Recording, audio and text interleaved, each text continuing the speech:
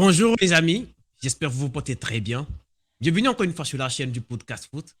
Comme vous le voyez aujourd'hui, je suis en très bonne compagnie de mon cher ami, mon cher Jules. Et ça fait des jours, presque 2 mois qu'on a pu faire de vidéos.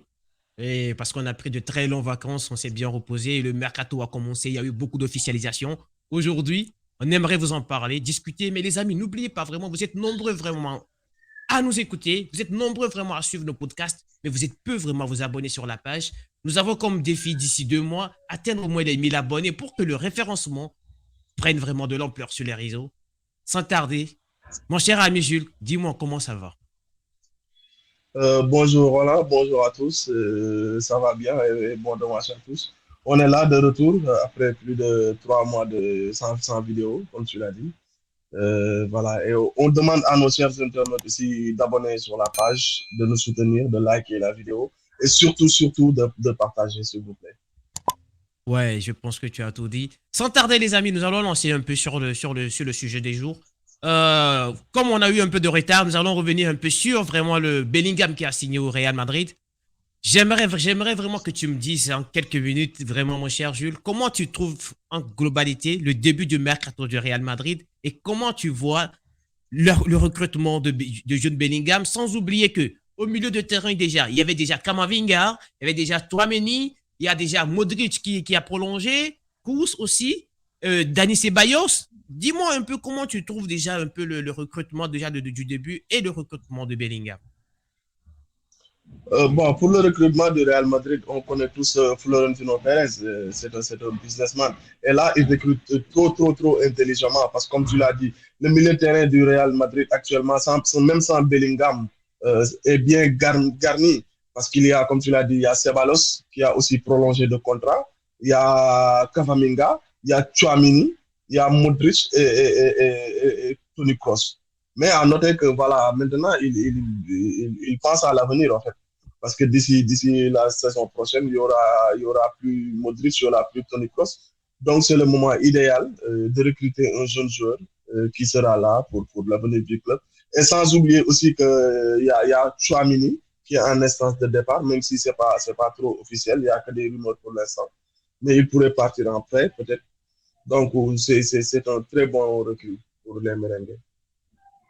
Ouais, mais déjà, moi, est-ce que le recrutement de Bellingham, je pense que, est-ce que aujourd'hui, on n'est pas si sûr vraiment que Carlo Ancelotti va être là la saison prochaine parce qu'il y a des rumeurs au niveau du Brésil qu'il envoie et il y a aussi des gens qui disent que voilà, peut-être il y aura changement de composition où on aimerait vraiment voir un peu Bellingham évoluer beaucoup plus un peu haut sur le terrain. Je ne sais pas vraiment parce que sans oublier que il y a le jeune aussi, y a Rossellou qui a signé, vraiment Rossellou qui a signé. Rossellou, l'attaquant comment on appelle son club là, qui a signé vraiment, mais je pense que aujourd'hui le Real peut pas commencer une saison avec Rossellou en tant que premier attaquant titulaire. Qu'est-ce que tu penses vraiment de ce Non, non, non, recrutement? non, non, non. Non, non, mais il y a toujours Anguille sous roche, hein, parce qu'on s'en souvient, après le recrutement de Bellingham, Florentino Pérez avait déclaré que voilà, le Real Madrid a terminé ses recrutements. Et là, il y a même pas une semaine, ils ont bouclé le transfert du jeune Turc. Donc, il y a un peu Anguille sous roche. Et je pense comme toi que voilà, le Real fait un faux jeu. Mais tôt ou tard, avant la fin du mercato, ils vont recruter un grand attaquant. Ça, j'en suis sûr et certain. Parce qu'ils ne peuvent pas jouer la Ligue des Champions, le championnat, le Coupe du Roi, avec un seul attaquant qui est Jésus. Ça, j'en doute pas. Mais parce que aujourd'hui, je me dis vraiment, aujourd'hui, depuis, au début du mercato, ils étaient positionnés sur Harry Kane. Et depuis un certain temps maintenant, genre, je ne vois plus vraiment comment dire, les rumeurs concernant Harry Kane parce que le Bayern a pris vraiment de l'impact sur le dossier. Je ne sais plus Même, même, aujourd'hui si. même Oui? le Bayern a reculé, hein, a reculé depuis une semaine à propos de Harry Kane. Mais comme je te l'ai dit, j'en suis sûr et certain que le Real Madrid va recruter un grand attaquant. Ça, j'en suis certain. Mais non, bon, en parlant de grands attaquants, déjà parlons déjà du jeune déjà qui est arrivé déjà, le jeune Arda Güler. le jeune qui vient du Fenerbahçe, qui a joué quelques minutes, quelques matchs au niveau du Fenerbahçe. Je pense qu'il est venu beaucoup plus pour jouer sur le côté, puisque c'est un ailier droit.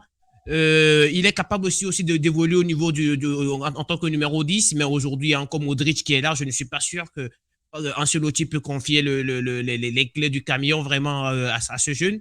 Mais déjà, je pense qu'il. Est-ce que tu penses que déjà le départ de Asensio permet aujourd'hui à ce jeune de gratter au moins quelques minutes, mais pour vraiment son évolution, ça serait pas mieux déjà d'aller dans un autre genre, d'être prêté peut-être encore pour une saison au Fenerbahçe. D'après lui, il aimerait vraiment essayer comment dire, de montrer vraiment tout son talent au Real Madrid. Il n'aimerait pas partir en prêt, mais pour son évolution, tu ne penses pas qu'il y aura un frein? Oui, oui, je suis un peu perplexe, hein. Je suis un peu perplexe par rapport à Dagbleu. Mais bon, comme tu l'as dit, il y a Asensio qui a quitté le club. Et je pense qu'Ancelotti va miser sur Valverde, sur le côté droit. Ça, c'est mon intime conviction. Il va faire avec Valverde. Mais il pourra gratter aussi des minutes parce qu'il a été clair dès la signature de son contrat. Il ne veut pas être prêté, il veut jouer. Peut-être qu'il ne va pas jouer titulaire indiscutable, mais il y aura des matchs où il sera décisif. Et je pense que voilà, le laisser dans le club pour cette année-là, ça fera un bon début de carrière. Et il aura des minutes à gratter, ça c'est sûr, sur le côté droit. D'accord, mon cher. Bon, on va essayer de clôturer un peu comment dire, le mercato du Real Madrid. Mais on parlait tout aussi du grand attaquant, mais j'aimerais vraiment comprendre. Est-ce que l'absence de ce numéro 9 là, ça ne dépendrait pas un peu du dossier Kylian Mbappé? Parce que depuis un certain temps, on voit les rumeurs, vraiment la situation qui s'est vraiment un peu détériorée entre le Paris Saint-Germain et Kylian Mbappé, qui est aujourd'hui, qui a fini son séjour du côté du Yaoundé. Et j'aimerais vraiment que tu me dises, est-ce que le recrutement le mercato du Real Madrid et celui du PSG aujourd'hui n'est pas un peu bloqué vraiment par le dossier Kylian Mbappé? Mais bien sûr, on peut pas parler de recrutement de numéro 9 au Real Madrid sans citer le nom de Kylian Mbappé. Ça va de pair. Et voilà, c'est sûr que même pour les deux clubs, il y a un problème parce que le Paris Saint-Germain, pour l'instant, attend peut-être le choix définitif de Mbappé pour pouvoir continuer son mercato. Et aussi le Real Madrid, ils ont abandonné la piste Harry pour peut-être avoir un peu de temps pour Kylian Mbappé ou même on ne sait jamais, peut-être que Kylian Mbappé va résilier son contrat avec le Paris Saint-Germain et signer au Real Madrid dans les derniers instants du mercato. Mais bon, euh, ça va de pair de toute façon. De toute façon, ça va de pair. Le Real Madrid va être obligé de recruter un numéro 9. Peut-être que ça sera Victor Osimhen ou bien Harry Kane, à défaut de Kylian Mbappé, on ne sait jamais. Mais ça va de pair. Le Paris Saint-Germain aussi, actuellement, ne peut pas recruter un grand attaquant sans savoir où va Kylian Mbappé, au Real Madrid ou il va rester au club parce qu'il lui reste un an de contrat. Voilà. Ouais, je vois un peu, je vois un peu. Bon, on va essayer normalement après de revenir un peu vraiment sur le dossier Kylian Mbappé dans une autre vidéo où on aura vraiment à détailler un peu les dessous les dessous du contrat et de tous les problèmes aujourd'hui qui gravitent autour du Paris Saint-Germain. Maintenant, sans tarder, nous allons essayer d'aller du côté d'Old Trafford. Aujourd'hui, j'aimerais qu'on parle vraiment De Gea qui a fait, je pense, une saison correcte, je pense, du côté de Manchester, même si De Gea n'est pas vraiment aujourd'hui, comment dire, l'un des meilleurs gardiens au monde, mais la saison qu'il a fait avec Manchester, et je pensais au moins le coach lui faisait vraiment confiance vu la titularisation qu'il a eu tout au long de la saison. Mais aujourd'hui, quitter, je pense que c'est parce que c'est dû aussi à son salaire aussi, parce qu'il dispose aujourd'hui s'il n'est pas le deuxième ou le troisième salaire le plus gros du club. Donc, qu'est-ce que tu penses vraiment De Gea, sans oublier qu'il y a son remplaçant qu'on doit parler après? Bah, en tant que mancunien, je tiens à remercier David De Gea pour ses 12 et longues années auxquelles il a été au club. Il a toujours été professionnel. Il a eu son parcours dans le club. Il a gagné presque tous les trophées possibles, la Ligue des Champions, voilà, le championnat et tout. Mais je pense que voilà, c'est un bon départ pour le club actuellement. Certes, il a fait une très bonne saison, une très bonne saison, mais il y a des mais. À noter que derrière, c'est le gardien qui a le plus donné le but à des joueurs adverses cette saison. Non, sincèrement. Moi je n'arrive pas à digérer son match face à Séville et surtout la finale qu'on a perdue face à City, le deuxième but qu'on a pris. Ça, je ne le pardonne pas. Mais il a été un gardien, je dirais, moyen. Et franchement, ça fait une belle vedette que Manchester United devait vendre derrière ou bien se séparer de lui. Il ne s'est jamais imposé en tant que en tant qu'un grand gardien hors norme, surtout sur sa ligne défensive, surtout sur ses sorties aériennes, surtout sur sa sérénité, son jeu de pied, etc. Il lui manque beaucoup trop de choses. Et combiné derrière à Maguire, ça donnait quasiment beaucoup de buts aux équipes adverses. Et là, actuellement, voilà, je le remercie pour ces 12 années. Parce que rester dans un club à Manchester United pendant 12 ans, c'est pas tous les jours qu'on le fait. Donc, merci pour tout ça. Mais bon débarras. Ouais, je suis parfaitement d'accord avec toi parce que vraiment, il y a eu beaucoup de choses qui sont passées. Beaucoup, surtout cette saison, vraiment, c'est avec la paire Maguire, c'était autre chose. Je suis parfaitement d'accord. Et parlons de son remplaçant qui est déjà pisté depuis quelques semaines déjà, que tout le monde connaît. Euh, André Onana, un gardien qui a fait une très belle saison aussi avec l'Inter Milan. Et d'après les rumeurs, qui est parti, qui est en négociation aujourd'hui avec Manchester pour une somme avoisinant les 55 millions. Euh, oui, c'est un excellent gardien, euh, très bon sur sa ligne, très bon balle au pied et qui est capable même de faire d'arrêter même des pénalties aussi. Donc, dis-moi aujourd'hui, moi je pense que pour venir en tant que remplaçant, je pense que c'est pas mal du tout, mais pour le prix, je me dis est-ce que c'est pas un peu élevé? Dis-moi ce que tu en penses. Je suis ravi en tant qu'Africain qu'un Africain puisse jouer à Manchester United et de surcroît titulaire indiscutable. Parce que c'est tout le contraire de Gea. Il a une très bonne vision des jeux. Il est courageux sur ses sorties aériennes. Il est très fort aussi sur penalty, parce que derrière, c'est 3 penalties ou 4 penalties en 12 ans, je pense. Voilà, donc on en a, je suis ravi qu'il soit le remplaçant idéal. Et à noter aussi que c'est le coach Tenak qui l'a lancé à l'Ajax. À Donc l'Ajax, il y ouais. a aussi voilà, une sorte de lien entre coach et joueur. Donc il sera tout à fait à l'aise. Mais pour le prix aussi, je dirais que c'est un bon prix. Parce que déjà, quand il coûtait l'Ajax pour venir à l'Inter, ce n'était pas donné pour lui parce qu'il y avait Andonovic qui faisait de très belles saisons. Et même au début de la saison, on en a été remplaçant. Mais au fil des matchs, il a réussi à tirer son épingle du jeu et réussi à être titulaire à la fois en Serie A et en Ligue des Champions. C'est un très bon gardien. J'aime ce qu'il fait. Il est talentueux. Et voilà, pour moi, le prix ne dépend pas du jeu. Ou bien, voilà, c'est le marché du transfert qui est comme ça. Là, on a acheté Mason Mount, on y reviendra plus tard. Mason Mount pour 60 et quelques millions d'euros, alors qu'il lui restait 1 an de contrat.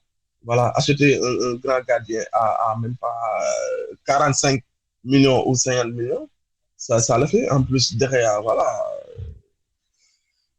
ça le fait. Moi, je suis ravi qu'il rejoigne et je suis heureux qu'on m'annonce qu'il va signer à Manchester United. C'est pas moi vraiment qui dirais le contraire, vraiment.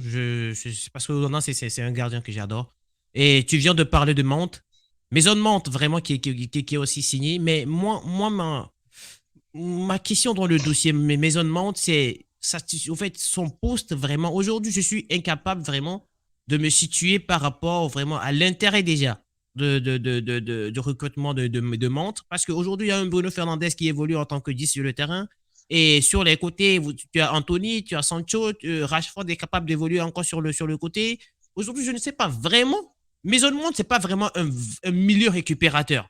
Il est plus un milieu offensif ou un milieu excentré. Et aujourd'hui, quand je vois vraiment le Manchester débourser jusqu'à presque 70 millions, je pense, sur Maison Mount, je me dis le prix est un peu cher. Oui, oui, oui, le prix est un peu cher, comme je l'ai dit, à 60 et quelques millions à 1 an de son contrat, c'est trop cher et élevé. Mais à noter que ce sont les recrues du coach Tenac. Ce sont les recrues du coach Tenac, c'est à noter. Il recrute les joueurs dont il a besoin pour son système de jeu. Là, actuellement, on a joué toute la saison avec Casimiro en récupérateur et Eriksen en milieu relayeur. Peut-être que Eriksen, voilà, on sait tous qu'il a un problème de cœur, il ne peut pas terminer les matchs, etc. Ça sera, Mason Mount pourra jouer en relayeur. C'est possible, c'est fort possible. Ou bien même Bruno Fernandes pourra être décalé sur le côté et Mason Mount pourra jouer en numéro 10. C'est fort possible. Mais il faudra attendre que le mercato se termine pour voir les arrivées et les départs parce qu'il y a beaucoup de joueurs de Manchester qui devront quitter l'équipe. Donc, pour permettre au coach d'avoir une effectif plus élargie et voir comment il pourra se développer. D'accord, je suis parfaitement d'accord avec toi. Bon, on va essayer d'aller un peu en France. Déjà, parce qu'il y a eu beaucoup aujourd'hui, il y a eu une officialisation, par exemple, de Lucas Hernandez. Et le Paris Saint-Germain qui a un problème au niveau vraiment de sa défense depuis un certain temps, où la défense est très, très, très, très fébrile. Où il y a eu le départ de Sergio Ramos, Kipembe qui est blessé pendant un bon moment. Normalement, son retour est prévu entre octobre et novembre. Aujourd'hui, il n'y a que le jeune Bitiabou et tu as Danilo Pereira qui est plus un milieu défensif aujourd'hui, mais qui a été reculé pour jouer en tant que défenseur central.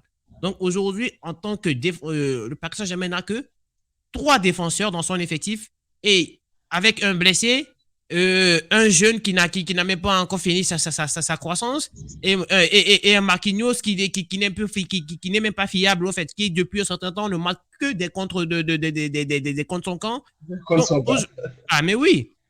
Donc j'aimerais vraiment au fait, dis-moi parce que moi je pense que le recrutement de Lucas Hernandez est est très important, va beaucoup apporter, même si il y a eu par le passé, il a affirmé que voilà, lui, il supporte Marseille et tout, et qu'il y a avec cette rivalité vraiment entre Marseille et Paris Saint-Germain, mais que moi, je trouve un peu délirant avec cette histoire.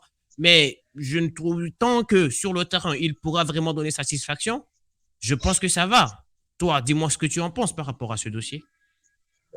C'est une très bonne recrue pour le Paris Saint-Germain, en plus de Milan Skriniar, on en parlait tout à l'heure. Après le départ de Ramos, donc ils seront peut-être 4 voire 5 en concurrence. Il y aura Lucas Hernandez, Skriniar, Kipembe qui sera de retour de blessure, Marquinhos aussi qui sera là, le jeune Bichabou aussi aura son mot à dire. Mais je pense que les chantiers du Paris Saint-Germain commencent par refaire sa défense. Ils ont un bon gardien, donc la défense doit être compacte. Et avec le recrutement du nouveau coach aussi, ils vont avoir une équipe qui sera compacte sur la base défensive d'abord. En plus, voilà, on parlera des milieux de terrain, parce que pour moi, le milieu Paris Saint-Germain laisse à désirer. Il y a des joueurs Ouais, qui seront de retour. en parlant même du milieu de terrain déjà, aujourd'hui, il y a eu par exemple le départ de Paredes qui est en train d'être annoncé aujourd'hui à Galatasaray, qui part pour les montants voisinant les 6 millions d'euros à Galatasaray. Et il y a aussi Mauro Icardi aussi qui part aussi pour un montant de 10 millions aussi à Galatasaray. Mais aujourd'hui, nous allons essayer de parler de Marco Asensio. Asensio aussi qui a signé c'est sûr qui est un milieu offensif, mais qui joue aussi sur le côté en tant qu'ailier. Mais aujourd'hui, quand je vois, bon, Messi est parti, Pablo Sarabia est parti, il n'y a que Draxler, mais Draxler aussi c'est un milieu, mais c'est pas un gaucher qui peut évoluer sur ce côté-là. Mais Asensio, avec son âge, avec un salaire vraiment énorme aussi qui lui a été donné, mais dis-moi ce que tu penses vraiment de ce recrutement d'Asensio. Mais c'est le remplaçant idéal à Di Maria. Hein. C'est le remplacement idéal à Di Maria. À noter que même avec Luis Enrique, il était souvent convoqué par l'Espagne, même s'il ne jouait même pas à Madrid. Donc, c'est un coach qui croit en Asensio. Et je pense qu'il pourra tirer son épingle du jeu sur le côté droit du Paris Saint-Germain. C'est un joueur qui peut évoluer partout. Moi c'est un joueur que j'aime. Franchement, c'est un joueur qui peut vous faire gagner un match par un tir, par une passe, par un dribble. Voilà. À noter même que Luis Enrique l'a fait même jouer en tant que numéro 9, ah bon, en tant que faux numéro 9 Voilà. aussi avec l'Espagne. Mais aujourd'hui, moi, mon souci, c'est déjà, n'oublions pas que le Real lui payait 4 millions, je pense, de salaire. Et le Real était prêt à, non, 6 millions, mais le Real lui proposait 4 millions parce que le Real aimerait réduire sa masse salariale. Et lui, il est parti et le Paris Saint-Germain lui donne, je pense, 8 millions, voire 10 millions de salaire par an. Et pour un joueur dont aujourd'hui, je ne suis pas sûr qu'il est parti pour être titulaire, parce que si aujourd'hui, moi, je pense que je suis le Paris Saint-Germain, je ne pense pas que Asensio est mon titulaire indiscutable dans mon équipe aujourd'hui. Parce que Asensio, Mais il était Brahim, remplaçant au Real Madrid. Mais c'est ça le problème, parce qu'aujourd'hui, le Paris Saint-Germain s'est positionné sur le dossier de Bernardo Silva, mais jusqu'à aujourd'hui, City demande presque 100 millions, voire 120, mais je ne sais pas vraiment ce qui se passe concrètement par rapport à ce dossier-là. Donc, moi, je me dis aujourd'hui, Asensio, en tant que titulaire au Paris Saint-Germain, je ne crois pas trop vraiment, parce que c'est un joueur, je pense qu'il est très bon, en sortie du banc, oui, parce qu'à chaque fois qu'il rentre en cours de jeu au Real Madrid, il apporte toujours quelque chose il est d'important. décisif. Ouais, mais en tant que titulaire, aujourd'hui, je ne suis pas vraiment partant. Autant, autant voir un Xavi Simons aussi moi j'aimerais vraiment revoir ce joueur qui peut revenir et proposer quelque chose d'important. C'est ce que moi je pense. Oui, oui, j'avais Simons aussi aura son mot à dire parce qu'il a fait une très belle saison au PSV Eindhoven sous la houlette de Xabi l'ancien Alonso. attaquant néerlandais. Xabi Alonso. Non, non, l'ancien attaquant de Euh, Manchester United, ouais, Nistelrooy. Oui, Van Nistelrooy, ouais. Van Nistelrooy. Mais bon, je pense qu'Asensio, il peut jouer partout. Il peut jouer il est droit, il peut jouer faux 9, il peut jouer numéro 10. Donc, forcément, le Paris Saint-Germain aura besoin d'Asensio. Même s'il trouve quelqu'un qui pourra jouer il est droit. Mais pour moi, le Paris Saint-Germain aurait dû recruter Bernardo Silva. Ils Ouais, auraient parce que dû le recruter recrutement est Bernardo toujours Silva. en discussion. Les discussions continuent toujours, mais le problème, c'est que le dossier Bernardo Silva est très compliqué. C'est très, très compliqué parce que déjà, il y a le rapport déjà qui est très compliqué entre le Qatar et l'Arabie Saoudite, puisque c'est l'Arabie Saoudite qui est le propriétaire de Manchester. Donc, déjà, Oui. si Bernardo Silva doit quitter, je pense que le City va vouloir vraiment le vendre très, très, très cher. Et il y a aussi le faible financier, sauf un départ de Kylian Mbappé, peut-être qu'il peut faire amener un peu d'argent dans les caisses du Paris Saint-Germain, sans oublier que le Paris Saint-Germain a déjà presque dépensé 150 millions d'euros sur ce mercato déjà, avec déjà le recrutement de Kang In Lee aussi, le seul jeune joueur qui peut aussi jouer sur le côté droit. Je pense Oui. que ça va, si Bernardo Silva aujourd'hui ne vient pas, je pense que Kang In Lee peut vraiment concurrencer Marco Asensio sur ce côté droit. Et lui, il y a aussi capable aussi même d'évoluer encore sur le côté gauche aussi, en tant que Sur le ailier côté aussi sur gauche. le côté gauche. Oui. Mais non, C'est un très bon joueur. On l'a suivi sur le championnat espagnol et aussi lors de la Coupe du Monde. C'est un très bon recrue pour la Paris Saint-Germain. ah bon, moi j'ai essayé de voir quelques vidéos quelques highlights du joueur sur YouTube. Vraiment, je suis très, très, très, très, très hypé. J'attends vraiment parce que je vais vraiment attendre beaucoup de ce joueur parce que c'est un La joueur qui me plaît beaucoup. confirmation. Ouais, vraiment, c'est un joueur qui me plaît. Vraiment, parce que moi, le championnat espagnol, j'ai suivi quelques matchs, mais j'ai pas vraiment suivi beaucoup de matchs du championnat espagnol parce que c'est un championnat que je pense qu'il vieillit un peu. Sauf si aujourd'hui, quand on voit Bellingham, un Kylian Mbappé, peut-être qu'il va y arriver. Peut-être je vais prêter plus attention peut-être la saison prochaine. Mais avoir ce jeune joueur, 22 ans, coréen, capable d'évoluer sur les deux côtés, pour un Même montant en de pointe, 22 hein. millions. Ah, pour un montant de 22 millions, un contrat sur 5 ans. Le Paris Saint-Germain, c'est tout bonus pour le Paris Saint-Germain. En plus, le Paris Saint-Germain qui adore faire du marketing en Corée du Sud, depuis, je te dis, depuis hier, ça part dans tous les côtés, des commentaires et tout du côté. Non, mais là, sur ça, ils sont très contents, le Paris Saint-Germain, pour faire du marketing. L'achat des maillots va exploser du côté Ah, de l'Asie. ah, je l'espère vraiment. Nous allons essayer de parler du dernier dossier là, Milan Skriniar. J'aimerais vraiment qu'on évoque un peu le dossier Milan Skriniar aussi, parce que Milan Skriniar aujourd'hui, c'est un joueur qui a disputé que 2 matchs depuis presque 4 mois, je pense. Il a été blessé au dos et au niveau de l'Inter. Il n'a pas disputé vraiment les derniers matchs même de Ligue des Champions, ni les derniers matchs de la saison de l'Inter. Et il n'a que joué 2 matchs en sélection avec son équipe. Et aujourd'hui, quand je vois Luis Enrique, je ne suis pas sûr vraiment qu'aujourd'hui, Skriniar colle vraiment avec les défenseurs vraiment que aime Luis Enrique. Je ne sais pas vraiment si il peut vraiment arriver à se séparer aussi de sa blessure de dos parce que à un certain âge, quand tu commences à accumuler des blessures, c'est très compliqué. J'espère vraiment que il va essayer de se débarrasser. Mais dis-moi ce que tu penses vraiment de Skriniar. C'est un pari à risque, hein, c'est un pari à risque parce que depuis plus de 2 ans, il y a eu des entraîneurs qui diffèrent au Paris Saint-Germain, mais depuis 2 ans, sur 4 mercatos, 2 mercatos d'hiver, 2 mercatos d'été, les dirigeants du Paris Saint-Germain ont voulu coûte que coûte recruter Skriniar. Donc, je me demande si ce sont les dirigeants qui aiment le profil de Skriniar ou ce sont les coachs qui le demandent. Ça, j'en doute fort. Mais comme tu l'as dit, c'est un pari à risque parce que c'est un joueur qui a presque 27 ans ou plus, qui revient de blessure, qui n'a pas été régulier durant toute la saison, qui a manqué beaucoup de matchs décisifs pour l'Inter et qui se retrouve là au Paris Saint-Germain. Il y a aussi l'entraîneur Enrique qui aime les défenseurs qui sont bons balles au pied, etc. Mais bon, de toute façon, on verra, on verra.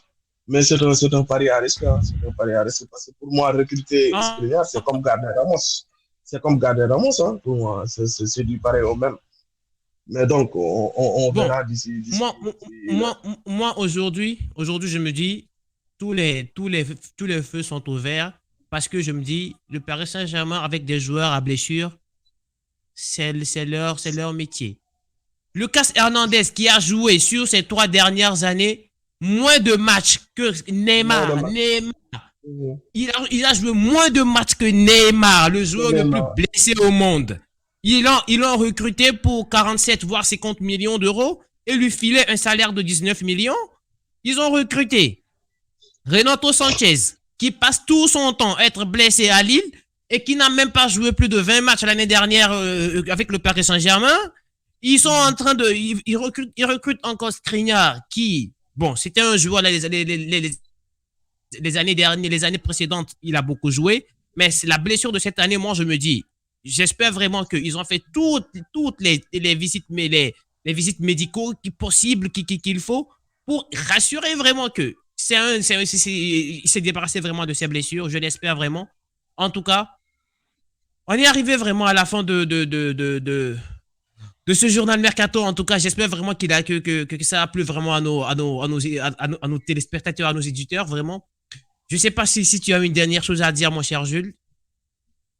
Je demande à tous les internautes qui nous suivent d'aimer nos vidéos, de les partager surtout.